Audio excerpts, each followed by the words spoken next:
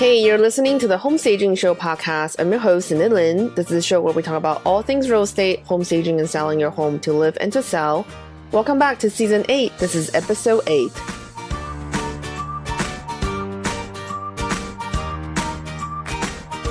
Hey guys, welcome back to another episode of a Home Staging Show. Today on the show, I have our first international stager, Olivia Conlon from UK. She's based out of Glasgow and she has an incredible story, but she started her business very young when she was just 16. And about 4 years in, her home staging business, they now service the entire country of the United Kingdom. And she not only stages homes, her business also includes manufacturing furnishing. They import soft goods and renting and selling staging inventory to investors and buyers. So all around is an absolutely incredible business model achieved in such a short period of time. She's currently operating throughout the UK. Her company, the Property Stagers, they have a team of 10, together furnish around 300 properties per year in the UK. So what makes this business really unique, aside from its stellar reputation in the industry, is that its young founder, Olivia, has grown revenue from 30,000 British pound in year one to 1 million British pound in the space of 12 months. And besides their home staging services, their company also contribute a lot back into the community. So on learning that 80,000 families will wake up in temporary accommodations such as hostels this year, Liv recently launched the 100 Home Christmas Makeovers in partnership with London-based charity Home Finder. Liv's mission to bring true Christmas spirit into the temporary homes of 100 families by providing items donated by homeware brands, including Christmas trees, lights, and soft furnishing to uplift their living space. So I'm really excited about this show because on today's show, we talk a lot about educating and market on home staging, because home staging in Europe and in UK in general is still very, very new, because it's still so new. So a lot of education is really involved with the consumers. We also talk a lot about building the look for staging the homes, what home staging is, and how to prepare the home for sale. We also talk about dealing with client pushbacks, especially on pricing for staging. Her business operation and real estate in the UK is a bit different than what we have in the United States, but there's quite a bit of similarities as well.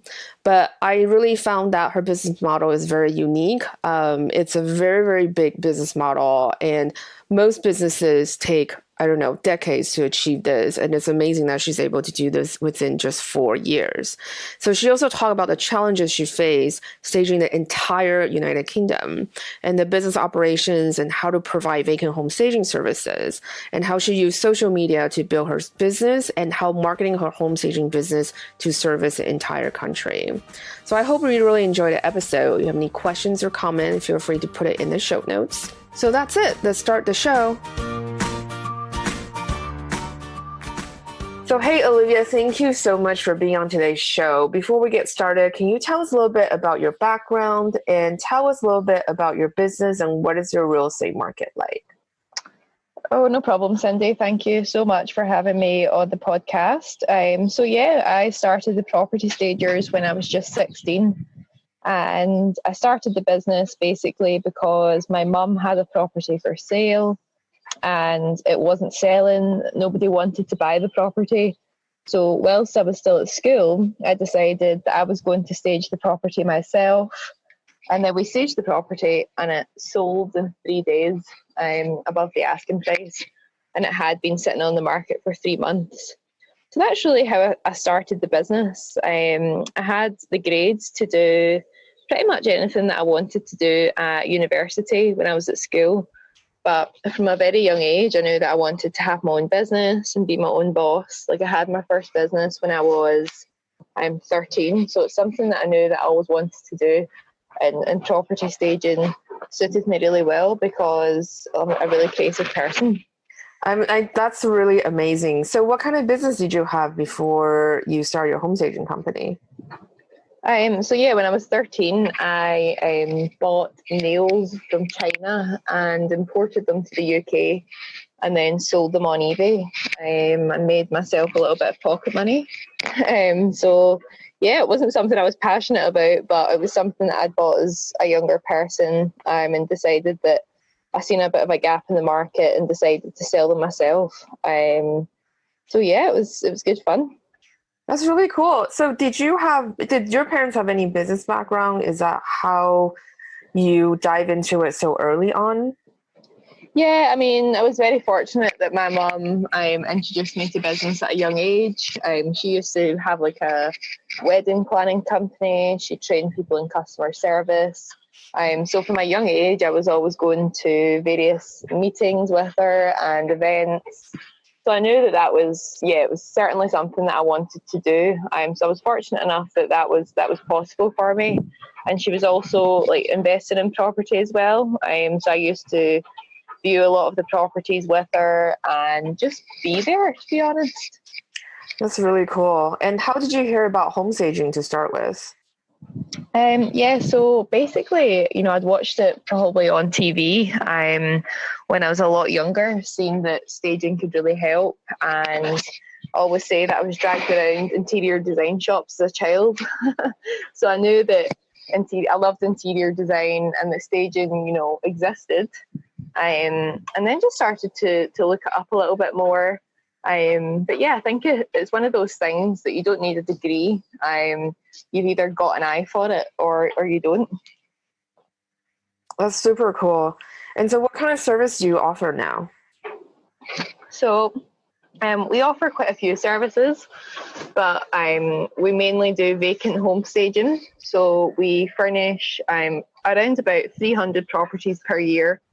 Not only properties that are on the market for sale, but also properties that are being used for Airbnb type purposes. So they're rented out by the night by landlords and things. So we do quite a lot of services. But in terms of our staging for sale, it's vacant home staging, where we come in, put all the furniture, dressings, and furnish the whole property and rent the client the furniture. So this is what I'm curious, because your business operates, you cover the entire country of the United Kingdom, right? Yeah, we do. Yeah, so that is an incredible amount of coverage. I think most stagers cover maybe one city or even one neighborhood. So how do you deal with such a wide range of real estate markets? The price point and the look and feel can vary a lot in the type of targeted buyers as well. So how do you deal with such differences between different markets? Yeah, so I mean, it is quite challenging, obviously, because one day we could have an installation in London, and then we could be 6 hours from there in Glasgow. But it's really having different connections and contacts in these different areas. And the UK, I mean, compared to the States or Canada, is quite a small country. So yeah, I think it's just we've got our look, and the clients that work with us really like our look. It's very bright, it's quite young, it sort of encompasses us as a company. So we have a look which is, I mean, we import all of our soft furnishings from abroad. We provide original artwork that's actually painted by in-house artists. So it is quite a unique look, and absolutely every property we do is different. So, our stock is always changing, and our look and our different colours that we're using are always completely different. I think that's fascinating, because I know like you think, because you feel UK is such a small country, but even within the States, I think most stages really only cover within 20 mile, maybe 40 miles radius. And so for you to cover some place that's 6 hours away, I just find I mean, logistically, how do you deal with that? Because I'm sure that's quite a challenge.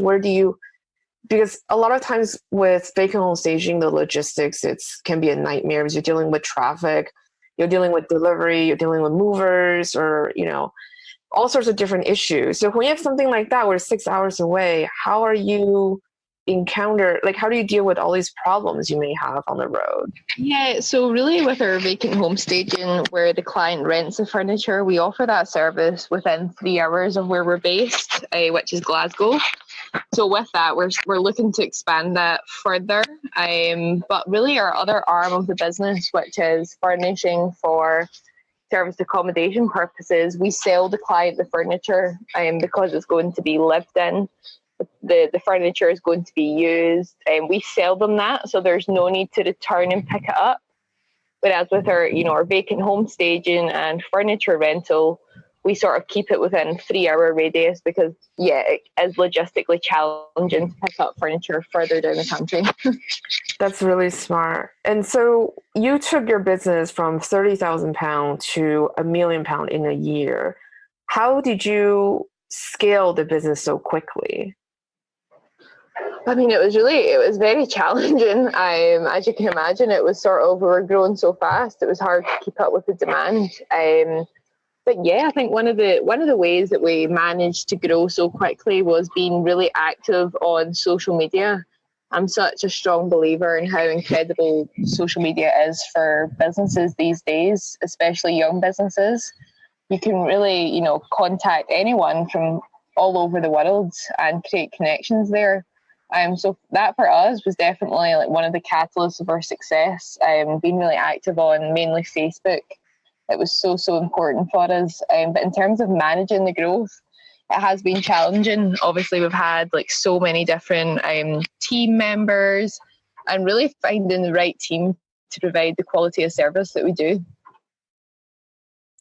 Yeah, I think team member is incredibly important, and it's really essential in any part of business growth. And I just find it really fascinating that you mentioned social media, because I think a lot of staging business or localized business have this resistance toward marketing on social media because they feel like it's more of a national thing. So how do you market yourself on social media, especially on Facebook? Yeah, so we post a lot of photos of our installations. So we post all the photos, we do Facebook Lives on the properties. We really do keep it, a lot of it is quite local. We sell a lot of properties through our Facebook Live. So if we post a video of being in the property we've staged, we often get inquiries from people that are local to that area wanting to view the property. So that's really good news for our clients, of course. But yeah, I think it's always about being on social media, being yourself, posting your best content, and just, being out there all the time. And I think it's only like 16% of the people that follow you actually see what you post. So I'd never be worried about being in anyone's face. I think that's great. Good for you. I think that is really amazing to be able to tap into different types of marketing and really leverage your strengths. So I think that's really clever and just amazing. Yeah, thank you. Yeah. And so what is the difference between operating a £30,000 business versus £1 million? Well, yeah, obviously the difference is completely different, really massive. I think for me, the challenge has been, the hardest thing has been finding the right team. I've got a bit of OCD actually.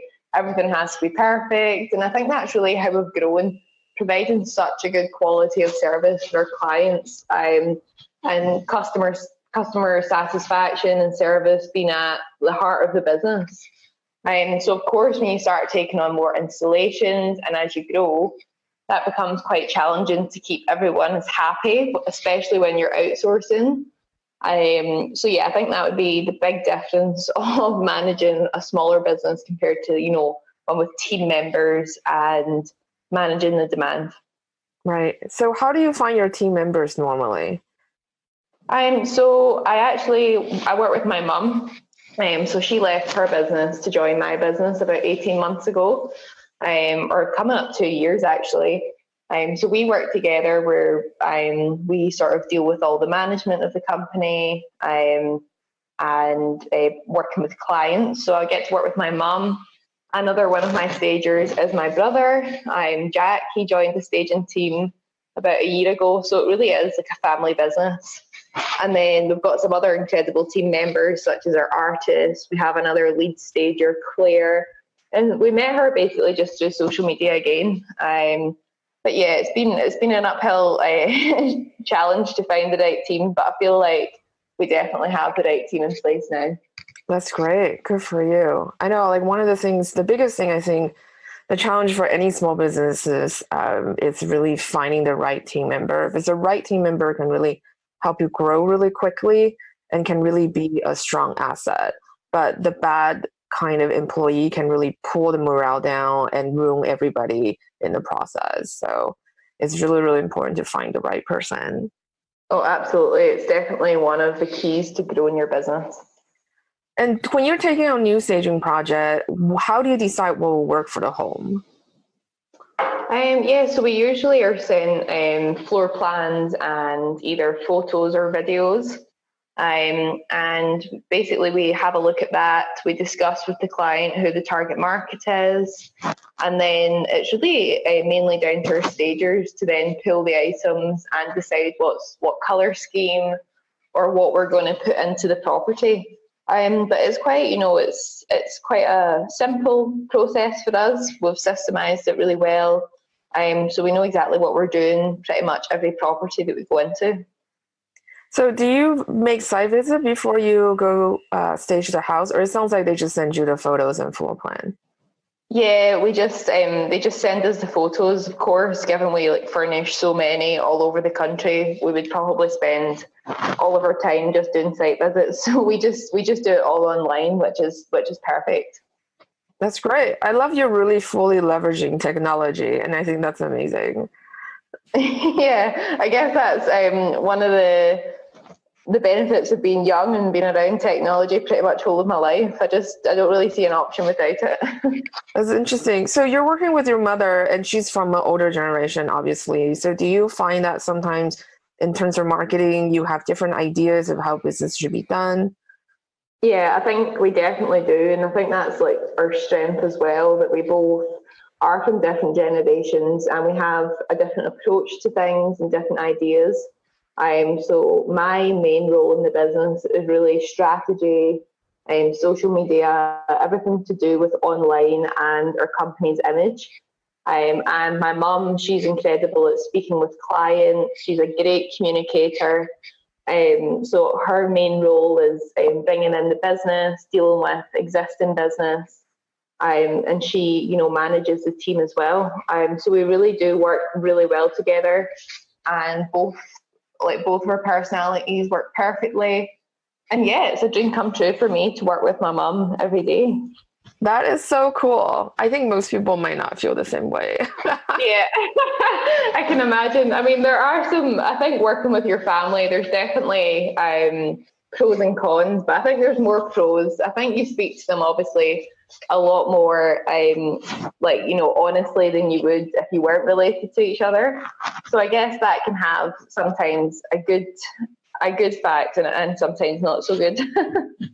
And do you get a lot of pushback from older clients because they feel like, oh my God, you're so young. How can you run a business? Because I started my business when I was 25, and then average real estate agents in my county was about 55.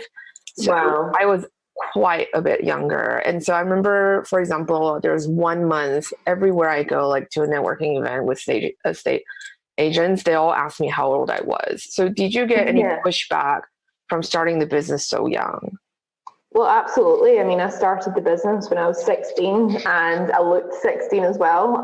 So I had blonde curly hair, and I used to do the same. I went to networking events, and it is middle-aged men that are usually invested in property. So it was all suits and ties, and I was sort of bouncing onto the scene with this bright clothing and trying to tell people that we're all about making profit, that actually cushions and furniture would make them more money.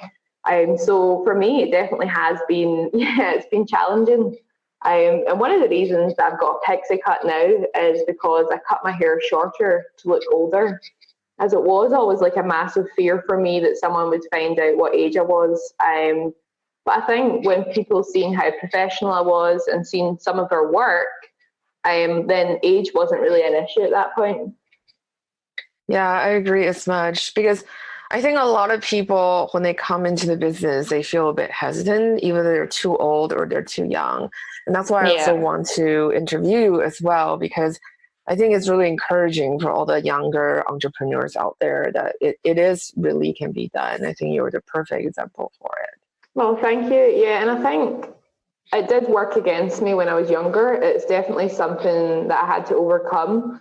But now it definitely works in my favour, because it is obviously quite unique to be so young and started, a successful business. So I think it can be challenging to start with, but once you have a bit of, success and something to show for it, then it definitely works for you.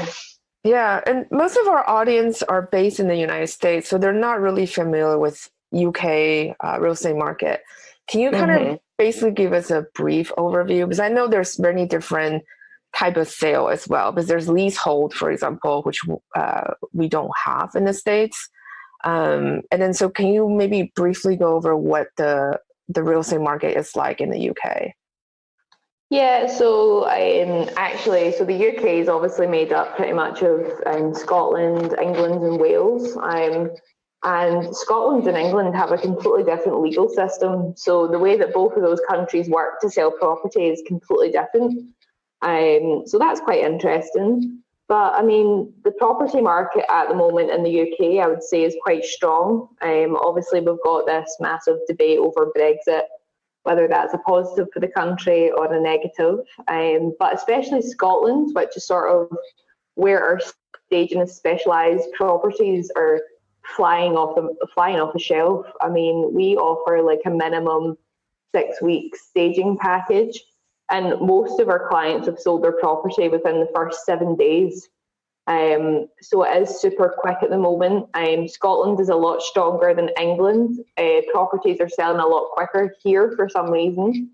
But yeah, I mean, when I started staging, staging was completely unknown in the UK a few years back.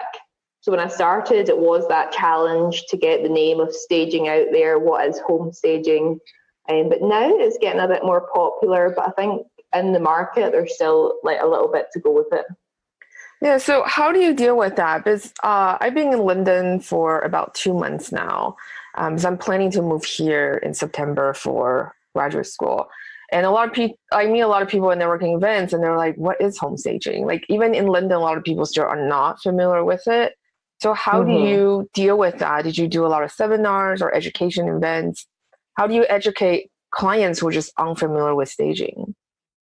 Yeah, I mean, it's definitely been challenging, and I think that it has been hard in the past. But one of the ways that I've got the name of home staging out there has been, first of all, I started to attend networking events and just spoke to as many people as possible. I do webinars on it. We talk about it. I speak at a lot of events as an actual presenter. So we present to groups of sometimes 500 property investors about home staging and what it can do for your property and your business. So I think it's really important to always approach the subject with the need to educate people. I think educating people on what home staging is, if you are in the property world, it's an absolute no-brainer to stage your property. Yeah, I agree as such. But do you still get a lot of pushback, especially from older generations? Yeah, I mean, we get a lot of, people saying that, well, I'll sell my property empty anyway. And I'm sure you will, but if you want to obviously achieve a higher value and sell it quicker, then staging's totally going to help. So that's probably one of the things that I hear most often is, well, I'll sell it empty anyway, or I don't need to pay for the service. I don't see the point in it. But actually, I mean, clients of ours have then staged their properties and sold it for, £10,000 more than it would have sold had it been not staged. Yeah, no, I agree with that as well. And do you find that the current political climate, like with Brexit, is it impacting real estate sales right now?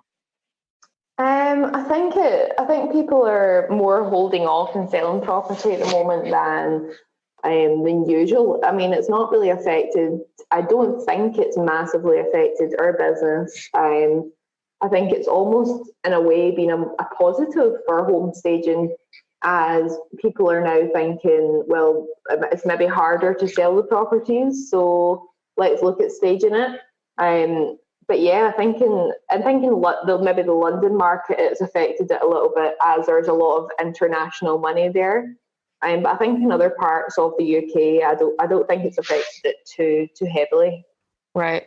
And when you're looking at homes, so when you get the pictures and floor plan from the estate agents, for example, do you also make recommendations on what they need to do to prepare the home for sale? Well, we mainly work with properties that have been refurbished. So there's usually not really anything to do there. But we do get involved actually sometimes at the stage of the client is about to refurb the property. So we can sort of recommend wall colour or flooring or what colour of kitchen to go with. So we can be involved in that stage if the client needs it. That's great. And so when you're at that stage, what kind of recommendation do you usually make on color selection or flooring or any type of finishes? Yeah, so we always sort of recommend to keep the colourings grey or sort of, grey and white, because obviously that's a really modern look at the moment. Some people want to do a feature wall, so we can coordinate the staging to go with the feature walls, which is often really nice as it does give a bit of an impact with a feature wall. But yeah, in terms of flooring, just something quite neutral. Not too fussy, quite plain and simple.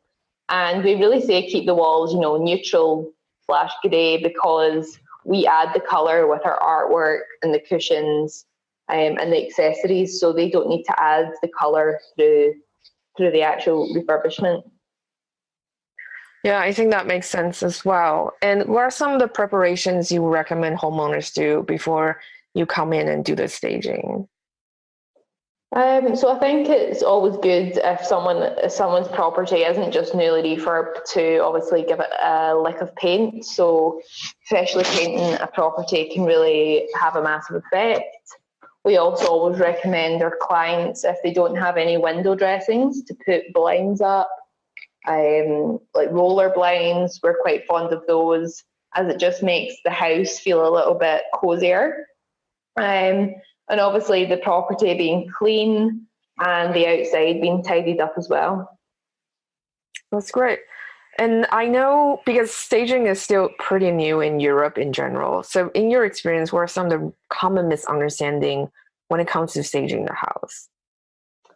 So we get a lot of inquiries where people ask us to stage the property for photographs and then take it away after the photographs have been taken. And I feel that's a bit of a mistake, as obviously when someone sees a property online, they're then expecting to show up to the property to see what they've seen online in the photograph, and obviously staging makes a property look bigger. So I think it can be quite disappointing for people that stage it for photographs and then someone shows up and it's not the same as online. So we always recommend to stage it for the viewings as well. And would you price that differently if they're just staging it for photos? It's very challenging for us because our main cost is, of course, sending the team and the vans and actually staging the property. So it's not something that we particularly do. I always recommend that they keep it for at least 6 weeks. So it's not something we've done too often. And what is the typical sales cycle like for you guys? Because I used to live in San Francisco Bay Area, and typically homes sell probably within a week or so. But because all the closing process, usually it's finished within 30 days. And what is the typical sales cycle like for UK? So I've just sold my property recently, actually, and it was on the market for I think about a week, and then it was I sold it. But it actually takes usually about 6 to 8 weeks to process a sale in the UK. So yeah, it's something we recommend to keep the furniture in until you've actually exchanged the contracts, as we have unfortunately had people in the past that have sold the property and then the deal has fallen through and then they've had to restage the property. So yeah, it's 6 to 8 weeks usually after a price has been agreed. One thing I think I really like about your website is you're really transparent on your pricing. So have you ever gotten pushback from potential clients saying that, I think your package is too expensive, blah, blah, blah. So how do you deal with that? Absolutely. I mean, we get that often, although our price is so affordable because we do say you're getting interior design on a budget, as it is all bespoke. So we do get pushback from that quite often. People in property, I believe, are always thinking about the bottom line. But it's trying to explain to people that yes, you might spend an extra, £1,000 with us, but the look that you're getting compared to like a basic furniture company is completely different. Like this is a one of a kind look, and you will make the money back in terms of if you're renting your property per night, people will pay more money to stay in your property than one that's furnished not very well. It's like, a hotel is if you were going to have two hotels in the street, a 5-star hotel would be a lot more expensive than a 3-star hotel. So that's really how we explain it to clients that if you were to even do it yourself as well, with the time that you'd invest to furnish a property, you'd end up spending like way more than what you would pay to work with a professional like us. I think that is brilliant. I never thought about it that way. I really love that hotel analogy because I think one of the challenges for clients, for sellers to understand, I think a big misconception in the States, for example, for sellers who know that they're putting their home on the market, they need to stage it, but they don't understand the difference between different stagers. So they're just really judging the proposal by pricing. And they don't understand that just because you put something in the room, that's not necessarily staging. Staging is really about building out that lifestyle for the buyers. So I love your analogy about hotels because you're right. A 3-star hotel and a 5-star hotel, the experience is going to be very different. Yeah, definitely. I think it's so important to go all out and go for the best look, because really it might be a little bit more money up front, but your experience at the end of the service, you're probably going to sell your property for more money, and then you've made, a massive return in your investment. Yeah, exactly. And I'm really curious because I know you said earlier that when you do the estimate process, you get photos and floor plan from the client. But sometimes photos can be deceiving by the way it's shot. Because one of the things when I was a stager, I always go on the job site to look at every job before we give in the pricing. And so how do you deal with challenges like that? Because where we used to live, for example, parking can be very difficult, and the door may be smaller than the client think it is, because we're working with historical homes, so a lot of doorways and hallways were smaller. So sometimes the sofa can't fit. So those are the things that I will only know when I go on job site to see. So when you're getting photos, from the agents, and you're not looking on the job site before, what are some of the challenges and how do you deal with those challenges?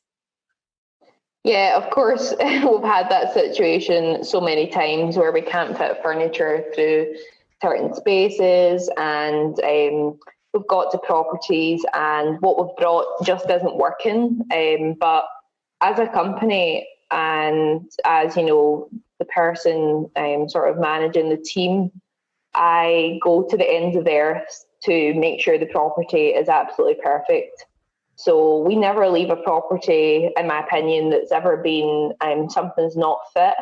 So I guess that's the fact that we do look at photos and floor plans. Sometimes we just need to accept that things not looking right is part of the game, and it does cost us obviously to go and replace that item or go back to the warehouse to choose something else. But for us, it's all about having the client's happiness and the way the property looks. That is first and foremost over anything else. So if it does mean a really long day for our stagers or going back the next day to fix something, that's something that we're more than willing to do. And I think that's why we've been successful so far in the industry, as we really do go above and beyond to make sure our clients are happy. So yeah, I think that's something we sort of pride ourselves on. But I guess it's just accepting that we save money and not travelling the whole of the UK to go and view properties, but sometimes we do have issues, but we deal with them when they come up. Yeah, no, that's really great. And my other question for you is in terms of marketing. So, because you cover such a broad range of markets, how do you do your marketing? Do you rely mostly on social media, or, do you, because when you go to networking events, it's limited by your geographical area. So, are you hitting networking events all over UK, or how are you doing your marketing? So basically what we do is our main marketing is of course social media where you can connect with anyone in the world. We've got an email list at which we email regularly. And we don't tend to do networking events as such anymore. We prefer to speak at the event. So if it's a speaking at an event, we'll definitely make the financial commitment to travel there and speak at the event so that we can obviously speak to a larger group of people.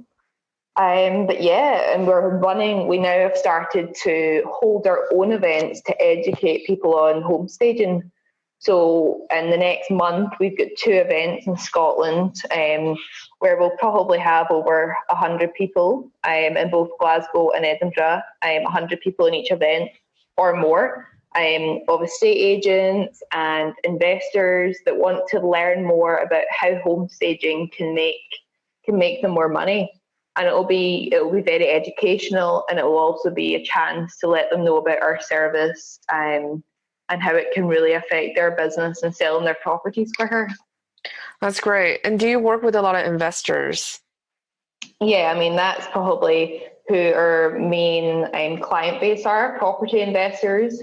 And we've developed quite a lot of relationships recently with estate agents, letting agents, because I think that people can no longer, turn their back to homestaging. It is something that is massively spoken about now, and I think it's just going to grow, to be honest. Yeah, I definitely think there is a trend now. It's definitely growing and growing. Especially people have recognized that it's really becoming an important part of the sales process. So it's actually a really exciting time for me to be living in Europe, because to see home staging and how it's growing here. Yeah, I mean, it's super exciting. When I started, there was no one else really doing home staging, I felt, in the UK. And now there's a lot of people doing it over here. So even in that respect, it has massively grown. But I do think from when I first started the business, speaking to, real estate agents, there was a bit of, they weren't very open to the idea. Whereas now they're a lot more open. Of course, there's still some people out there that don't agree that it's worthwhile, but I think their minds will very quickly change once they see the change in the market. Yeah. And what is some of the trends that you're observing in the market right now? And the property market? Yeah. Yeah, well, obviously we see completely different range of properties. Some that are, quite low price, maybe around about £50,000. And then properties that are £600,000. But one of the trends that we're seeing is we stage a lot of the properties that are under £100,000. That's our main sort of market for property staging, which is incredible, as these properties are usually, an investor has a couple of them. They want to move the property on quickly, and it just works really, really well.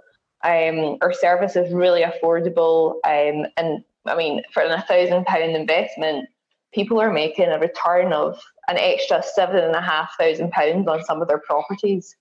And a lot of the time, the person that buys the property is actually buying the furniture as well, because they can add that onto their mortgage and then don't have to actually find physical cash to then furnish their property. That is so fascinating. I have no idea, because in the States, we cannot add that onto our mortgage. So that is actually a nice perk here in the UK to be able to do that. Yeah, basically it's just included in the price of the property. So you just sell it furnished, which, works perfectly for our client. And it's good for us as well, because we can then move on different stock and have different looks in every property. That's great. And so when you're selling the furnishing with the home, how are you pricing the furnishing part? Is it by the original retail price or you give them a deal on the pricing? Yeah, so basically, we don't give a price up front, but if someone wants to buy the furniture that's in the property at the time, we can look at what's in the property and basically just give them a price for it. Pretty much, yeah. It just really depends on what they've got in the property. And so you have a big business now because you're covering the entire UK, you do 300 properties a year. So how much inventory do you currently own? So we actually manufacture our own furniture in Manchester, which is sort of, halfway down the country. So we manufacture all of our furniture for properties that are being let out. So, Airbnb type properties, long-term rentals. That's manufactured by us. So we manufacture that pretty much on demand. But in terms of our staging kits, that we circulate around different properties. We probably have, I think it's maybe 20 in circulation within, Glasgow, Edinburgh area at the moment. So we do have a lot of, furnishing kits out there, but we're always like buying things that we see, sofas, chairs, that would just mix up the look a little bit and, work really well. That is absolutely amazing. Oh my God. Your business sounds incredible. It's just, there's so many different moving pieces. So you have manufacturing, you do importing as well for soft furnishing, and you also sell and rent furniture. I think it's absolutely incredible business model because I think with the different multiple streams of income, you can really feel and custom toward the client's needs. And I think that's absolutely great. Oh, thank you. Yeah, we do try and work with our clients and provide them with the service that they need. So yeah, it's really about hearing their thoughts and what they think would work well or what they need, and then hoping that we can fulfill those needs. Yeah. And did you get into manufacturing because of staging, or you already have a background in manufacturing?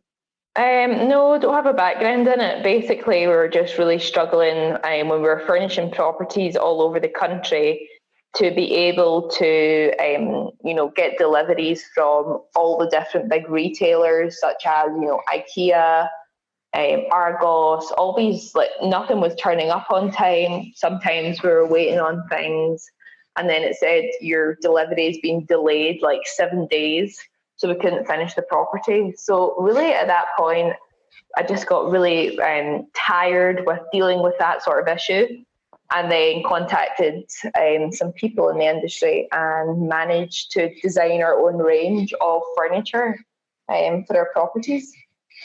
That is absolutely amazing. Oh my God. We had the same issue with our wholesaler as well because a lot of things were being imported from Southeast Asia. So if there's a labor dispute in Southeast Asia, it's going to delay the delivery time, or if it gets stuck in the custom. And so those are kind of a compounded issues that we deal with. But we personally never went over the manufacturing route because manufacturing in the States is quite expensive. You need a lot of capital for it. So it's amazing that you're able to do that here in UK. I just find it absolutely amazing. Well, thank you. I mean, it's obviously challenging, but I think it's back to having the right team in place. We've got, a situation that works really well for us now, and it's really easy to work with. But of course, it took years to set that up. Yeah. And really fine tune and get it correctly. But yeah, it's works really well now, and it's a lot simpler to run. Yeah, I still think it's amazing. I absolutely are just blown away by how smart you are when it comes to business and how you're able to pull all this together. So how long have you been in business already? So I'm turning 21 this year, and I started the business. I think I was just about turning 17. So we've been in business for about 4 years. Sorry, I can't even do maths. And yeah, I mean, I started out very, very small the first year. I was just sort of finding my feet and working pretty much as a sole trader. So yeah, it was just me for the first year to 18 months. And then once I started being on social media a lot more often, we really picked up and started to see the business grow.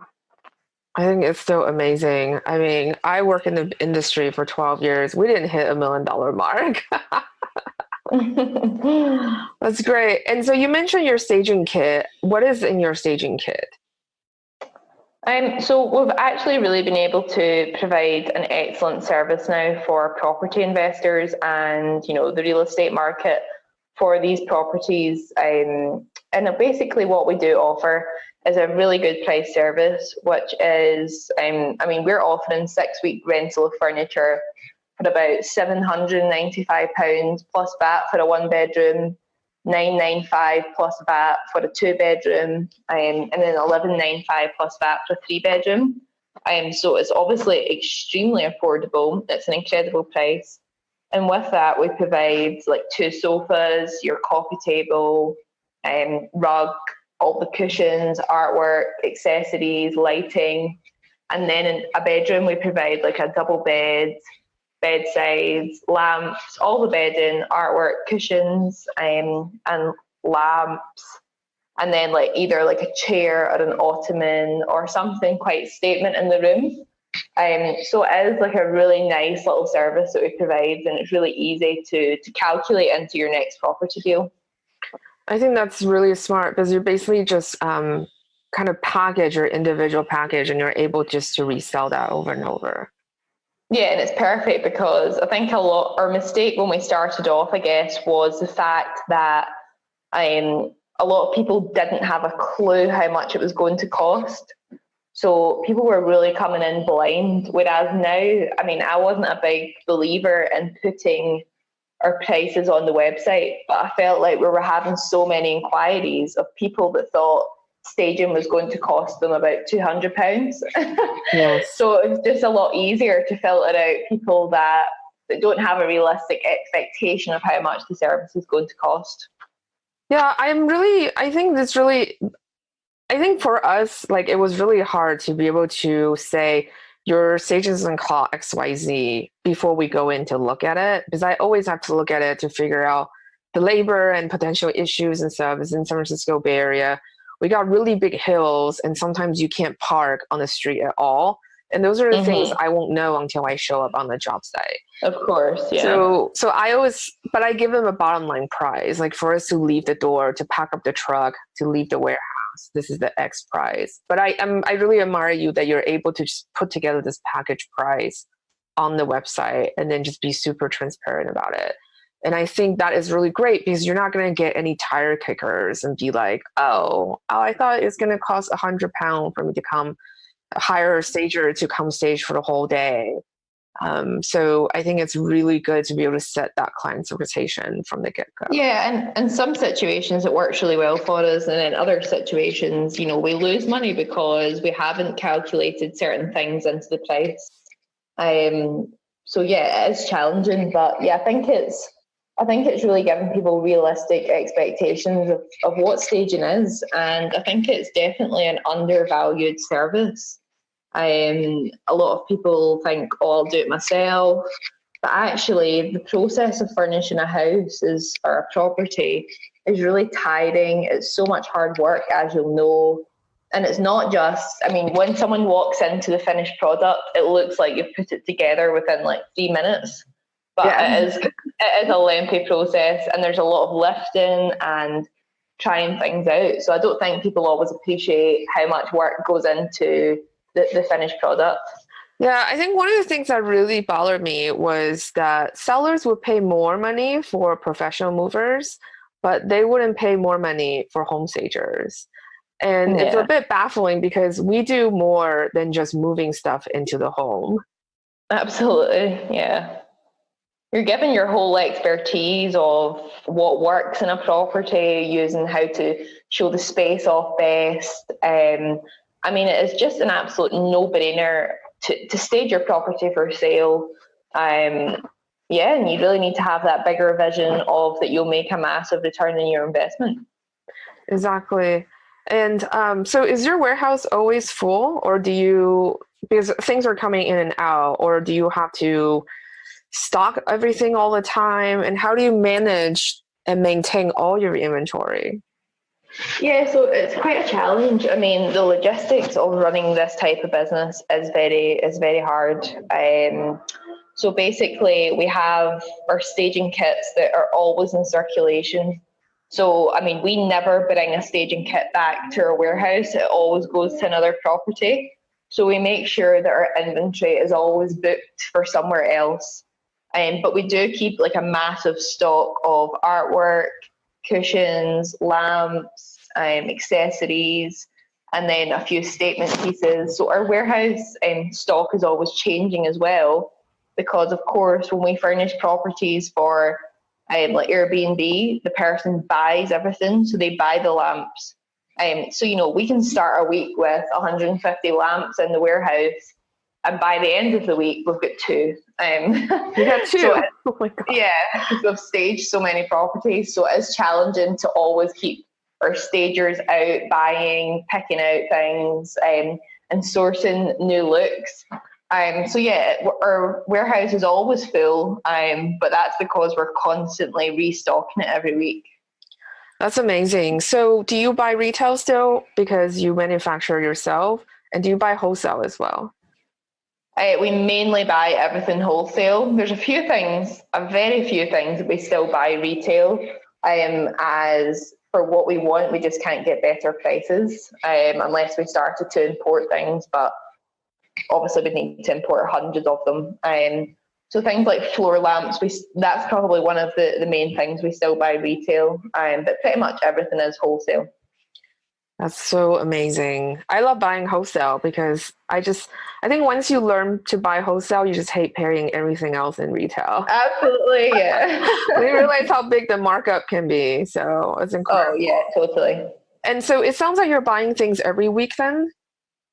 Yeah, so we're always, whether it's online or through our suppliers or sometimes in retail stores, we are pretty much buying stock constantly, yeah.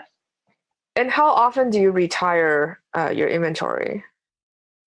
Well, to be honest, the great thing about selling our furniture to some people that buy the properties is that it all gets moved on anyway. So we don't really retire anything; it just gets sold. And yeah, I think I've still got some things from the very first property I ever furnished when I was 16.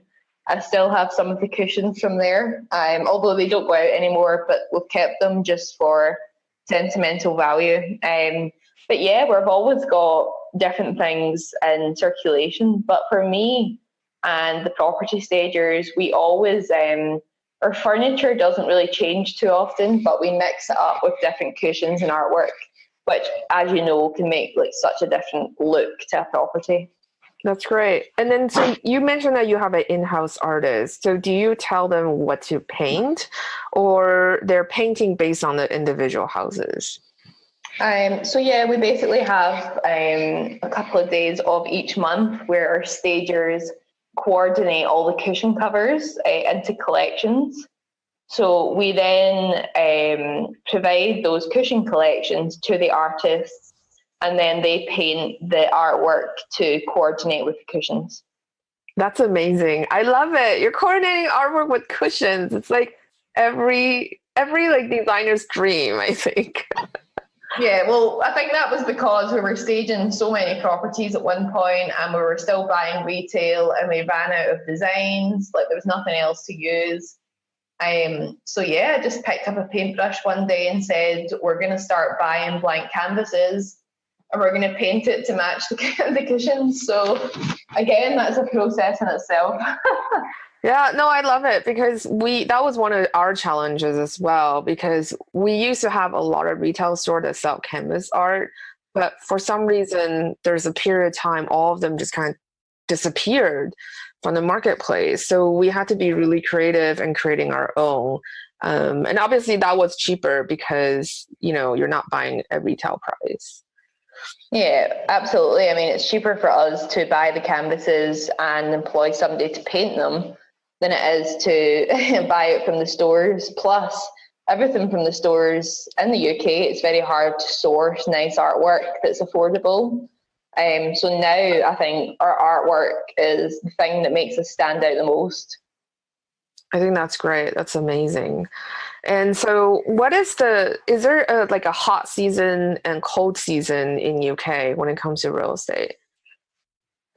I think we tend to, our business sort of quietens down over December and January, mainly because in the UK most people finish work on like the 22nd of December, and then a lot of companies don't return, like a lot of people don't return to work until like often like 9th, 10th of January. So properties don't really tend to be listed between those dates. So that's when we can actually have a little bit of breathing space and take stock of where we're at. So that's quite nice to have that time off. Yeah, that's great. So it sounds like you're busy all year round then. Yeah, we tend to be, because we have the different arms of the business. So often when staging for sales really busy, and sometimes our staging for Airbnb can be quite quiet, and then vice versa. So it does work quite nicely. That's very cool. And you mentioned that you guys source your look as well. And so is that something that you sit down periodically to decide what the look for the season is going to be, and then you just buy accordingly? Yeah, well, I think for us, it's mainly a lot of our look revolves around the cushions. I'm a bit of a cushion freak. I love a good cushion. So we tend to order our cushions from abroad every couple of months. So we sort of, we do pre-plan the looks, whether it's going to be, nature or whatever style we go for. It's all pre-planned with the cushion order, basically. So we do have to decide that quite a little bit in advance. That's amazing. So because you're importing, so how far in advance do you have to buy? So we have to buy quite far in advance. So usually where we import from, it usually takes about a week for the payment to go through, which is a bit of a pain. Although we've started to pay in Bitcoin, and that moves a lot quicker. But yeah, it takes about 2 weeks to actually receive the goods. So yeah, around about 2 to 3 weeks at the moment. That's amazing. So we're about coming to the end of our interview, and I really appreciate you taking the time today. So what is the number one tip you will give to a home seller when it comes to staging their home? Yeah, so the number one tip to someone staging their home or selling their home for me would be to, if you're not going to stage or you are going to stage, always show off the room in its best light. So I think one of the questions that often come up is, should I have a TV in the room? I think it's really showing off the space at its best use, instead of thinking, well, how would someone sit in this living room? So for me, it's really about the positioning of the furniture to make the space feel as open as possible. It is about having, I'm a big lover of really bright colours. I think online it can make you stand out. So I think it's super important to have it bright, light, and that's what will make you stand out online where people are searching the web. So bright colour and probably best use of positioning of the furniture. That's amazing. That's a great tip. I'm glad you brought up TV, because I think that's something a lot of people are confused about. And I was talking to someone in UK, actually. They're in the process of selling his grandmother's house, but his parents did not want to stage at all. They didn't feel like they want to put more money into something they're getting rid of soon. But him being in a younger generation, he's probably in his mid-30s, he felt that staging was crucial. But the thing is, I felt that he understood why he needs to stage, but he didn't understand what staging fully was. Basically, he was just like, yeah, we're just going to buy a broken TV that still looks nice, but put it in the living room to make it look like someone was living there. So I think I'm glad you brought up TV, because staging is about how to highlight the positive sides of the house, but not necessarily pretend like someone's living in the house. Yeah, of course. I think it looks a lot better when it doesn't look like someone's living there. I mean, obviously it's to give that sort of vibe. But yeah, because if we were to live in the property, it's very different to the way than it would be staged. So I'm a total believer in just showing the space off best rather than, oh, where's the TV point? That's right. So thank you so much again. It was such a pleasure to have you on the show. Oh, thank you very much for having me, Cindy. It was lovely to speak with you.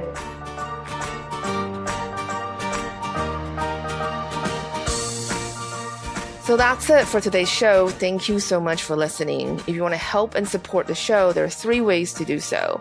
You can leave a review and rating on iTunes. You can share the show on social media, or you can donate to support the maintaining costs for the podcast. You can make a donation through the show notes or on the sidebar of our site. If you haven't left a review on iTunes, please do so. This will help us grow the show and book more guests. If you have any questions, feedback, and suggestions, you can comment on the show notes. You can also find the show notes by going to stagemore.com/podcast. That's it. Have a fantastic week and happy staging.